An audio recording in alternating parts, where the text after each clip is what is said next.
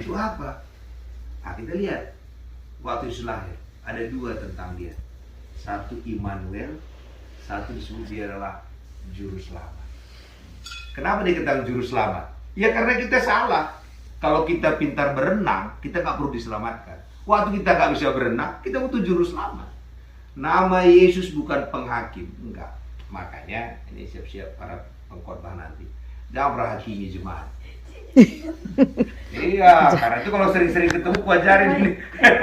Iya. Banyak Jin. Bukan bapak suaminya Joyce. Karena kita, Yesus tak pernah menghakimi siapa. Lihat waktu ada yang sakit. Ada yang sakit, Yesus nggak pernah bertanya kenapa dia sakit. Nggak pernah loh. Semua yang sakit di Alkitab Yesus sembuhkan tanpa ada pertanyaan. Jadi kita pun hari ini, kalau kita sakit, jangan usah kita explain. Kita bilang aja, engkaulah penyembuh. Engkaulah sukacitaku.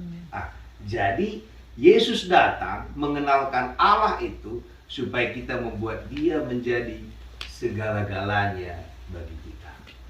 Jadi dialah sukacita kita, dialah damai sejahtera kita. Dan kalau kita udah buat dia segala-galanya, kenapa kita harus takut? Kita baca dalam buku Mazmur, buku Roma. Roma pasal 8.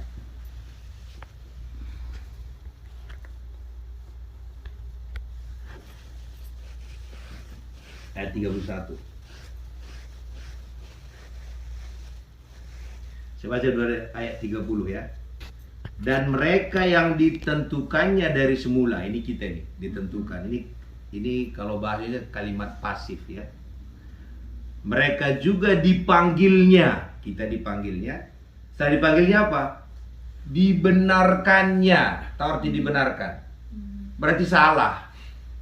Ya nggak ada orang benar dibenarkan, berarti salah kan? Dulu waktu saya SD, saya nggak tahu lah Bapak Ibu juga kerjain. Kalau kami ujian kan suka dipindahkan itu jawaban kertas. Jadi jawaban dia saya periksa, jawaban saya dia periksa. Jadi saya bilang nomor 5 kau salah, dia bilang kau nomor 6 salah. Kau benarkan di situ ya, kau benarkan di sini. Kerjasama. Clear kan? Ya. Waktu dibenarkannya sah nggak ini? Sah. Sama, Tuhan membenarkan kita. Tuhan bilang kita benar, so what? Siapa yang berani nuntut dia? Dan apa kata sini? Dibenarkannya kita, dan mereka yang dibenarkannya, mereka itu juga dimuliakannya. Kenapa Tuhan bisa membenarkan kita? Karena semua salah kita, dia sudah bayar. Ya. Jadi kalau dituntut di pengadilan, kenapa kau benarkan dia? Ya aku udah bayar. Jadi kita dibenarkan Tuhan punya dasar hukum yang kuat. Jadi jangan ngemis-ngemis, benarkan aku Tuhan, enggak. Yesus sudah bayar. Sama lah kalau kita makan di restoran. Ibu Tilda bayarin contohnya. Masa kita ngemis sama kasir? Tolong dong, udah dibayar dia. Kecuali Bu Tilda tak bayar, ya boleh lah. Kami ngepel, kami nyuci piring. Pastikan in and out nanti. Iya. Jangan nyuci piring ya. Karena mau dibawa dia ke in and out. Nah, tapi kalau tidak dibayar, dia terpaksa lah. Boleh gak aku nyuci piring? Aku usap 5 kali. Makanya kita nggak perlu ngemis. Kesembuhan kita nggak perlu ngemis. Karena Yesus sudah bayar. Kegagalan kita dipulihkan, nggak perlu ngemis. Kalau kita ngemis nanti ke in and out itu, yang tersinggung Ibu Tilda. Berarti ku anggap aku tak sanggup bayarnya ya. Hah? Jadi kalau kita ngemis untuk itu, kita tak menghargai Yesus. Iya, paham maksudnya kan? Jadi apa yang Yesus sudah bayar, kita jangan bayar. Hanya satu yang perlu kita bayar, dijelek-jelekkan orang. Tinggal itu, yang satu itu enjoy lah. Sekarang gimana mau bayar dijelek-jelekkan orang? Iya dijelek-jelekkan, itu belum nggak dibayar itu, belum dibayar Tuhan. Ditahan. Jadi penganiayaan yang kita alami adalah dijelek-jelekkan orang. Kayak kami lah pendeta. Kalau kami terlalu kurus, dibilang nggak diberkati. Kalau kami terlalu gemuk, dibilang nggak pernah puasa. Kalau kami pas-pasan, dibilang suam-suam kuku. Semua salah. Jadi kita semua, para pelayan Tuhan, siap-siap dijelekin. Dijelek-jelekkan orang. Udah kenyang Kak. Udah. Udah sampai udah kebal. Itu semua kan kita alami. Jadi yang kalau itu terjadi, enjoy lah. Yes. Karena itu kita Nanti saling. bayarannya di surga. Iya, kalau yang satu itu memang bilang Tuhan, kau akan mengalami penganiayaan. Penganiayaan itu dijelekkan orang, disalah mengerti orang, hanya itu kok. Tapi jangan khawatir. Nah. Semakin dijelek berkatnya semakin banyak. Ah iya, bagus lah itu. Saya maksud saya itu akan terjadi.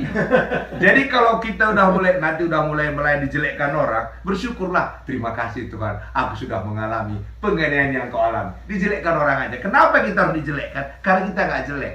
Karena orang jelek tak perlu dijelekkan.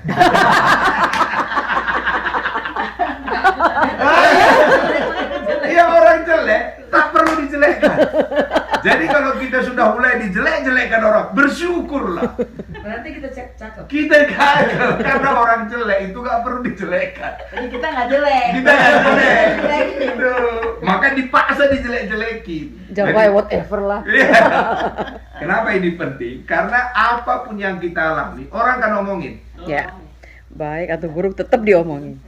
Ya. Karena itu kerjaan orang hanya itu, hanya itu. Nah, karena itu bagian kita selalu menceritakan. Tutup tadi aku datang. Baru ada orang gila masuk. Udah tutup. Oh ya udah. Oke, kita dibenarkan Tuhan. Setelah dibenarkan apa? Kita dimuliakan. Muliakan. Tahu arti dimuliakan? Diangkatkan Tuhan. Amin.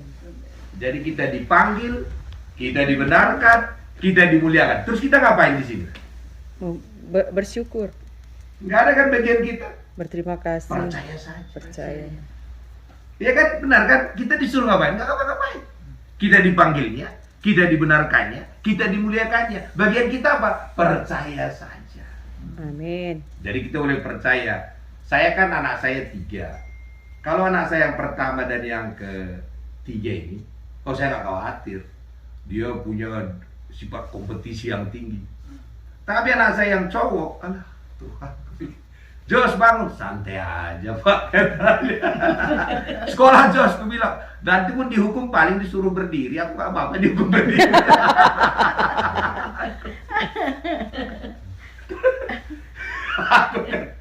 Gimana lah? Nyaris saya tergoda ngomong negatif. Terakhir saya bilang, enggak.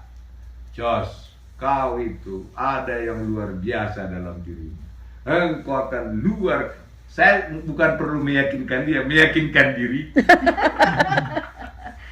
Dan waktu itu dia mau kuliah di Australia itu kan ada namanya early entry itu. Jadi masukannya lah sampai 3 atau 6 kali gelombang, semua nolak. Hebat. Gimana Jos? Aku bilang, santai aja. Pede banget ya. Ada Tuhan kok, kata dia. Berarti dia punya iman yang besar sekali. Dia beriman aja. Terakhir kan, oke lah, Tuhan, Jojo sini anakku sementara, anakmu ya dia. Engkau hanya titipkan dia lewat aku. Ya kalau anakmu kau uruslah dia. Dapat dia sampai 4 kampus ngundang dia masuk. Aku kaget, dia juga kaget. Jadi, kok bisa Jos? Ya jangan bilang kok bisa, karena Tuhan lah. Dia lebih hebat. Dan mulai saat itu saya bicara positif tentang dia. Engkau akan luar biasa, engkau akan dahsyat. Walaupun fakta yang kulihat, dia tidak seperti saya. Saya kan orangnya lincong, dia enggak, dia cool banget. Santai Santai aja. aja. Tapi kalau 2 anak saya yang cewek ini, udah itu ligat. Kalau anak saya yang nomor 1, dia sukanya, Pak, saya menyesal ini matematik saya. Kenapa? Salah satu, Pak. Salah satu pun nyesal dia begitu. Nah, kalau anak saya yang cowok enggak. Gimana nilaimu? Masih banyak di bawah saya, Pak. Jadi don't ask me. Oke, maksud saya kenapa saya sampaikan ini? kita akan melihat itu, tapi iman kita jangan berubah. Kita harus katakan dia kan luar biasa. Dan sekarang dia kuliah computer science. Saya terus terang, saya jago matematik, dia enggak. Computer science kan butuh matematik. Nah, itu dia punya iman. Itulah. Jadi ku tanya, bisanya kau kuis? Bisa Pak, aku benar semua. Saya, oh Tuhan, aku yang tak beriman. Jadi mulai saat itu tiap saya telepon dia, Jos, kau berhasil, kau akan sukses. Omongan kita, walaupun faktanya tidak sesuai yang kita inginkan. Nah, kami kemarin bahas Gideon. Gideon itu dalam keadaan ketakutan. Di Alkitab dia ketakutan, dia sembunyi, dia gemetar. Baru datang Tuhan ujuk-ujuk, hai pahlawan yang gagah berani. Kan menghina itu. Tuhan tidak bilang, aku akan memberikan kekuatan bagimu. Kalau Tuhan katakan, Gideon, aku tahu kau ketakutan nakku. Aku tahu, tapi aku memberikan kekuatan. Kita masuk di akal. Ini udah ketakutan, pahlawan gagah berani. Tahu apa kata si Gideon? Baca di Alkitab itu. Tuhan katanya. Yang bercanda dong. Iya, kira-kira gitu. Coba kita lihat ya, supaya lihat ada kata di Alkitab. Itu artinya apa? Iya, gara-gara bisa. Udah tahu dia nanya. Maka dandongan. Soalnya bahasa Indonesia Tidak ditulis di bahasa Inggris, apa ditulis itu? Ngaco dia. Karena Pak Nando kemarin saya katakan, Pak Nando engkau langsung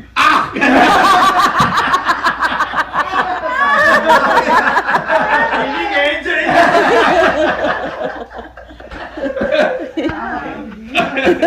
Itu saya mesti bilang langsing. Jangan langsung. Jangan jadi es lo ini, aduh, bisa keluar dulu. Hakim-hakim nasional. Nanti aja buat aja dulu. Di buku hakim-hakim. Hakim-hakim. Benar hakim-hakim. 6 ayat 12, lihatlah ya. Lucu memang Tuhan ini. Lihat coba ayat Kalau 1. Inggrisnya apa dia bilang Sama. Apa? Oh ya? Jadi kalau orang katakan kita lagi gemuk tuh, kamu langsung Burung yang hitam itu kan tiap pagi dia teriak Kalau Inggrisnya really? Iya. Lihat ya. Ayat 11. Kemudian datanglah malaikat Tuhan dan duduk di bawah pohon Tuhan kepunyaan Yesus orang. Sedang Gideon anaknya mengirim kau dalam tempat pemerasan anggur agar tersembunyi bagi orang Midian. Dia sembunyi-sembunyi nih, datang Tuhan. Tuhan menampakkan diri padanya. Tuhan menyertai engkau ya pahlawan yang gagah berani. Apa kata Gideon? Haleluya. Enggak lah. Dia mulai Tuhanku. Masak gitu. Dia mulai berkhotbah, dikhotbahinya Tuhan. Tuhan, jika Tuhan menyertai kami, mengapa semua ini menimpa kami? Dia mulai, di manakah segala perbuatan yang besar dan sebagainya? Tuhan nggak dengerin itu, balik kanan Tuhan. Mungkin ya. Lalu berpahinglah Tuhan. Tuhan nggak lihat itu. Kau ngomong aja situlah. Jadi kalau ngomongan kita yang negatif, Tuhan tak pernah dengerin. Yang dengerin tahu siapa? Setan. Dan tetangga-tetangganya. Masalahnya tetangganya banyak juga di sekitar kita. Ini benar telinga. Tuhan tak pernah dengerin yang negatif. Tetangga setan. Tetangga setan siapa dong? Nah, lihat ya. Lihat sini. Lalu berpaling itu, pergilah dengan kekuatanmu ini. Selamatkanlah orang Israel dari cengkau orang Midian. Bukankah aku mengutus engkau? Apakah katanya haleluya? Enggak. Dia Tuhanku. Dengan apa pula aku selamatkan dia? Orang Batak nih, orang Batak. Lah kan yang translate orang Batak. Apa pula? Perhatikan deh tuh Alkitab, yang translate Baru orang lihat Batak. nih, mulai dikhotbahinya Tuhan. Ketahuilah. Lihat. Daud dan si Gideon mengatakan, ketahuilah. Dia dari Tuhan nggak tahu dong. Kurang ajar dia. Ketahuilah. Diterangkannya, kaumku yang paling kecil. Dia bicara negatif tentang dirinya. Suku Manasye dan aku pun yang paling muda di antara kaum keluargaku. Dia kan nggak bisa lah. Dia nggak pede. Nggak pede. Tapi apakah Tuhan bergeming? Enggak, Tuhan katakan. Aku yang menyertai kamu. Amen. Jadi syarat menjadi pahlawan yang gagah berani adalah Tuhan disertai Tuhan. Tuhan, yes. Asal Tuhan menyertai kita, kita berubah menjadi pahlawan yang gagah berani. Waktu Yesus datang namanya apa? Immanuel. Artinya apa? Yesus Tuhan beserta kita, ya. Jadi hari ini kita apa coba? Immanuel. Berarti kita adalah Gagah berani. pahlawan yang gagah berani. Maya pulang keluar dari sini. Aku pahlawan. Iya. Karena siarannya. Kan lebih daripada pemenang. Ya, Amin. itu betul. Jadi siarannya bukan di kita. Siarannya adalah karena Tuhan menyertai Tai kita, yes. Kan gak dikatakan si Tuhan ke Gideon, dasar kau pengecut, sembunyi-sembunyi kau. Memang tak jelas kau ini. Jadi hari ini pun, asal Tuhan menyertai kita, semua kelemahan kita jadi tak penting. Contoh lah ya, kita minus 100 triliun. Datang Tuhan, minusnya jadi plus. Amin. Tuhan itu maha kuasa. Dosa kita taruhlah 1000 triliun. Tuhan bayarnya lebih daripada itu. Setiap kali Allah menyertai, Allah lebih hebat daripada segala kegagalan. Dan itulah rahasia yang berabad-abad itu. Bahwa Tuhan lebih hebat dari kelemahan kita, dari dosa kita, dari penyakit kita, dari segala-galanya. Tuhan sanggup memberikan. Balik ke Roma tadi. Setelah ini kita selesai ya. Baru kita mau jalan kan? Ya. Udah iya kata mereka ini. Cepat kali mereka jawabnya iya. Karena kemarin kayak bahasa Alkitab sampai 4 jam. 5 jam. 5 jam. Masa ini 6 jam? Masa 6 jam lagi. Ini Independence Day of Udah oke. Ya perhatikan ya. Ayat 31. Sebab itu apakah yang akan kita katakan tentang apa saja? Tentang keuangan, tentang keluarga, tentang masa depan, tentang apa saja. Jika Allah di pihak kita, siapa lawan? Yes. Wah, Tuhan tidak hanya menyertai kita, Dia selalu membela kita. Amin. Baru buat ayat 32. Dia pembela gitu. Iya. Ia yang tidak menyayangkan anaknya sendiri, anaknya pun dikasih, tetapi yang menyerahkannya bagi kita semua, bagaimanakah mungkin ia tidak mengaruniakan apa? Segala sesuatu kepada kita bersama-sama dengan Dia. Yes. Kalau anaknya pun dikasih, apa yang nggak Dia kasih? Jadi hari ini mulai perbandingkan. Apa yang lebih mahal dari Yesus? Contoh lah ya, mobil lah ya, apa nih? Kalau orang rela memberikan kita rumah, masa nggak rela memberikan yang lebih kecil? In and out. Kalau rela untuk diizinkan tinggal di sini lah, masa in and out? Kan nggak masuk di akal. Jadi gini cerita ini orang ini. Pak Nando ini waktu dia pertama datang kita bilang di Amerika ini ada File. Ada in and out. Kami ceritain lah semua. Sampai hari ini baru ceritanya aja dia. Jadi kemarin dia komplain, in and out itu gimana? Udah dari butir.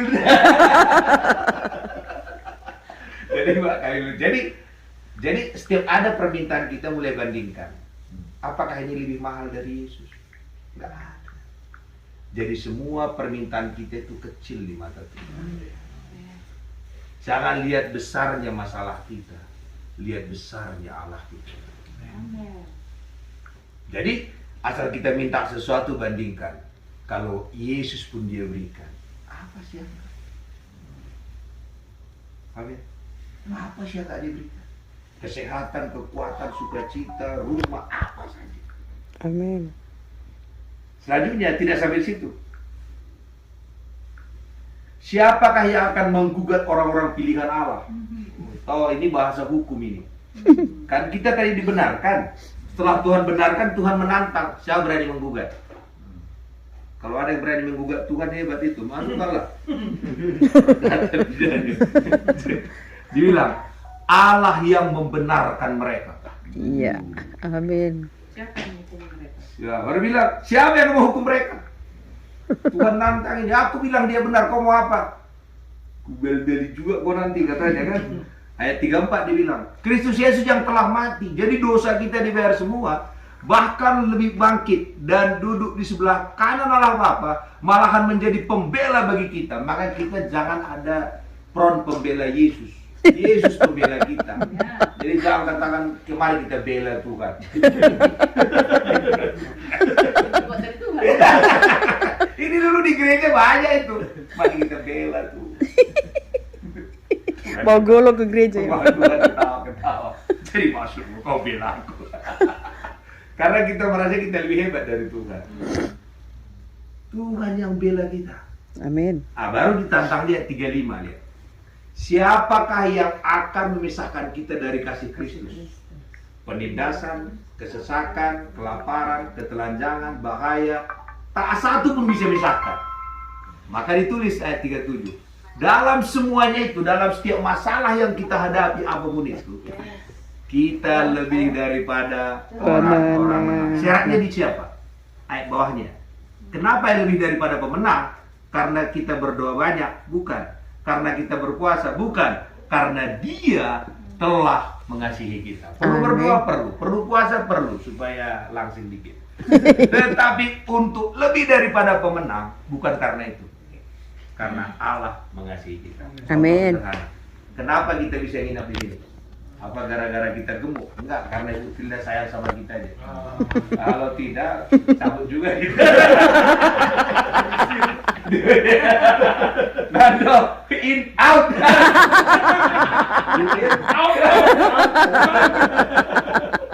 Dia nggak bisa. Jangan gara-gara Nando itu gara-gara aku nyanyi, enggak.